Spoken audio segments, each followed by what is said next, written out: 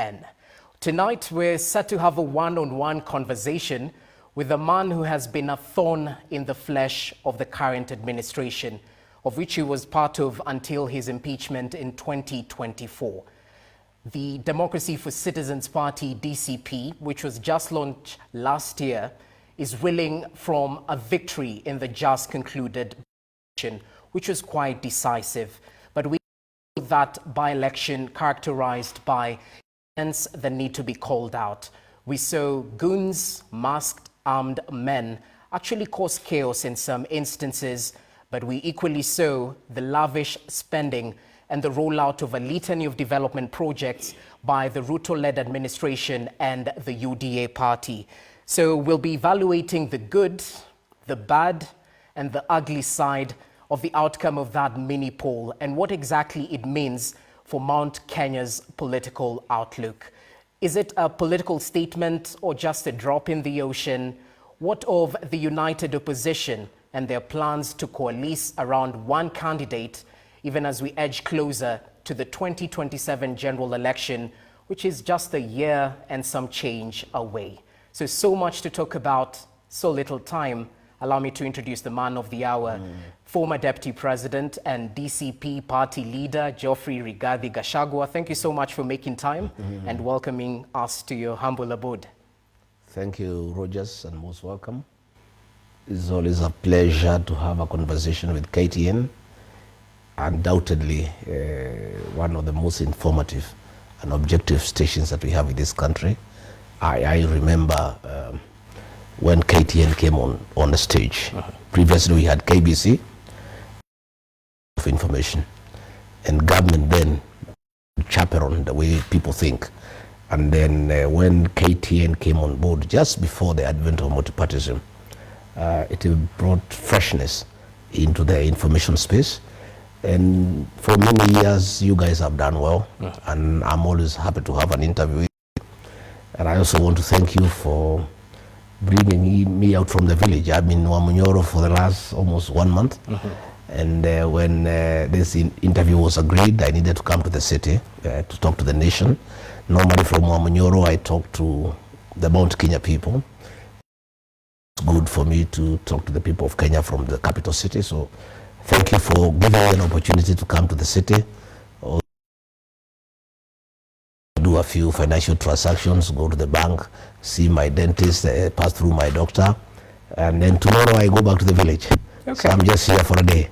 Asante for the sacrifice. Yeah. And there's a lot to talk about, and we'll start where we should, the All-Kalau, because the political symbolism of that All-Kalau parliamentary by-election seems to have sent shockwaves across the country. Barely a year and some change to the jury is out there on what that victory by DCP means in terms of the bigger picture. Some downplay the outcome of things to come. So I'll start with my first question. Is this win in All-Kalau a yardstick of the vote in Kenya region? Yes and no. All-Kalau has shocked William Ruto and his people because they live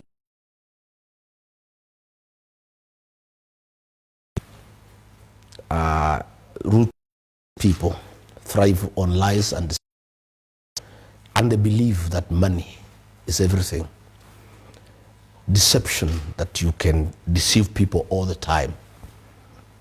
So he believed in the power of money, chiefs, elders, nyumba kumi, cabinet secretaries, police, goons, but he doesn't know the mountain. I knew of that outcome. I knew the win was certain. I was just waiting for the margin because I know the mountain. And what has happened this All-Kalau by-election, I've seen Ruto and his people crying that we are celebrating too much. Yes, we are celebrating because of various issues that are important. One, I knew mountain since I left office. UDA was dead. William Ruto was finished in the mountain. And I knew that because I am a man who listens to the ground. I talk to the people. The people in the mountain don't talk much. Even if they're angry, they just sing. You don't see them coming in the streets to riot. You know, when I was removed from office, William Ruto was telling a friend of mine that a town called Kiamariga, nobody complained. People just kept quiet because that's who they are. The mountain people are quiet people. So I knew since 2024, he was dead, and William Ruto, his fate was sealed. All Kalau was just a confirmation of what I knew. The mountain was just confirming what they know and what they intend to do in the coming general election. Yeah? To us, as we have just confirmed what we have known, and it gives us impetus now to activate the final phase as we go towards the next general election. Okay. That our marriage with William Ruto is over. It has been over for the last 2 years. This is just a confirmation. They call it in marriage, when you get married, a couple, there's something they call consummation of marriage.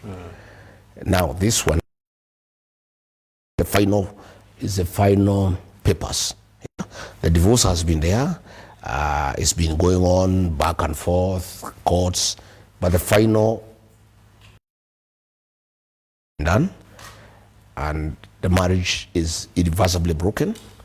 The mountain has moved on, okay, and we expect William Ruto to move on, so that everybody just moves in his own direction, and then we'll face each other down there next year.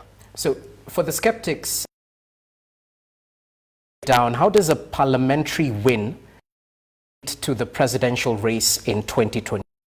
Ideally, the focus of the voters in would be on the quality of the 9 candidates, not a veto against a national leader.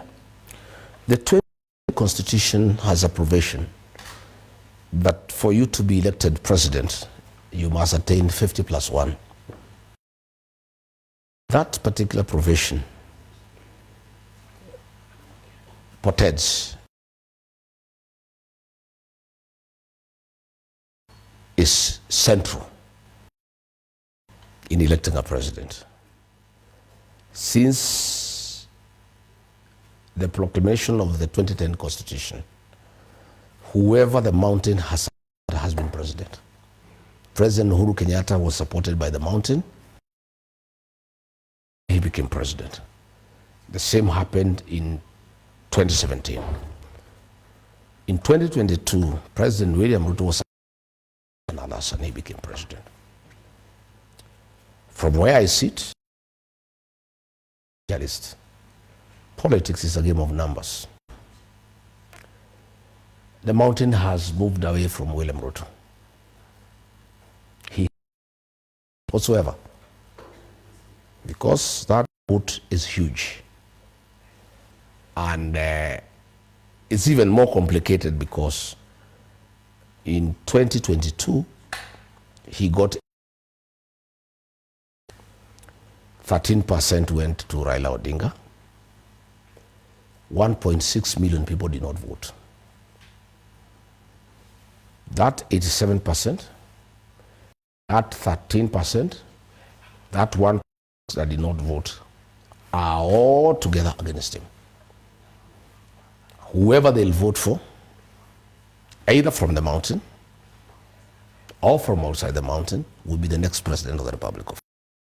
These are statistics. Okay. It's not anything that is, you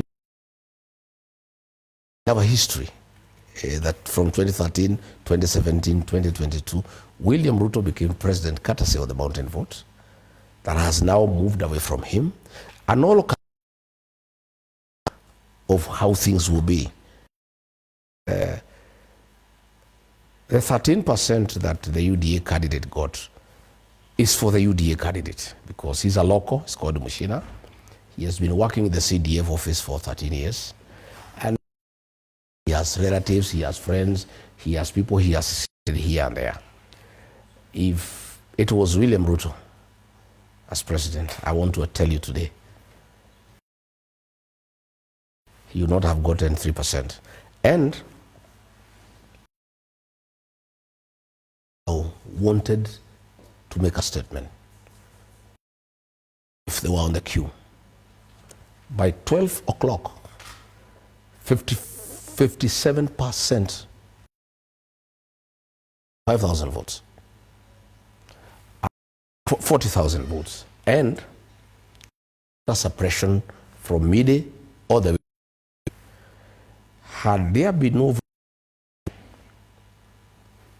it is my estimation that we would have had 75% voter turnout. And that would have reduced what UDA got to a single digit, 6%. So that is where we are. Okay. And that is a statement from Olokalau.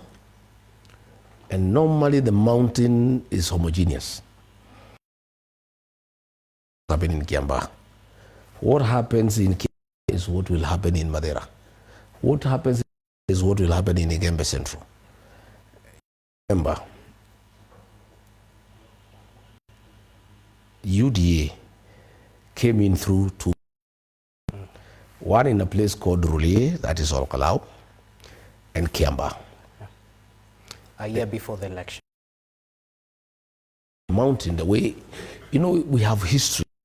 Our region has a way it does its politics. It has, one, the mountain does not divide its vote. We only divided last year, 2022, 87-30. Kenyatta was there, he was president, he had some followers. I was there, so 87-13. But previously, it's normally a homogeneous vote. The decisions in the mountain are made through by-elections.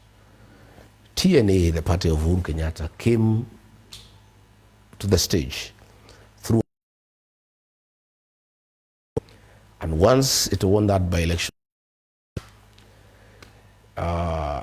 UDA came through Rulie and Kiambaa. And if you look at the Kiambaa win, it was close. UDA defeated Jubilee by only 500 votes. I was in charge of that campaign. And by the way, Rogers, I'm an expert in by-elections. I've never lost a by-election. I'm a campaigner. You've lost by extension. No. Let me explain.